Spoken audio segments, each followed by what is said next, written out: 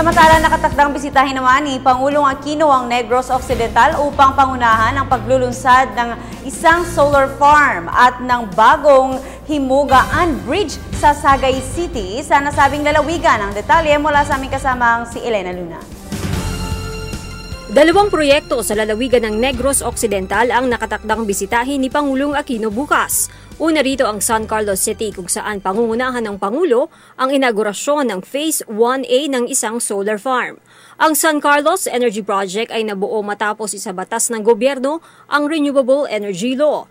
Inaasahang lalago ang ekonomiya at madaragdagan ang supply ng kuryente sa lalawigan sa tulong ng solar plant. Sa Negros Occidental ay pangungunahan ng Pangulo ang inaugural drive sa bagong Himugaan Bridge sa Sagay City. Mahalaga ang pagsasaayos ng tulay dahil bahagi ito ng National Arterial Road na nagdudugtong sa timog at hilagang bahagi ng Negros Occidental.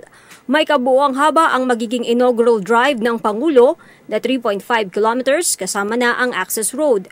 Malaking tulong ito sa mga biyahero lalo pat mababawasan ng 20 hanggang 30 minuto ang kanilang travel time.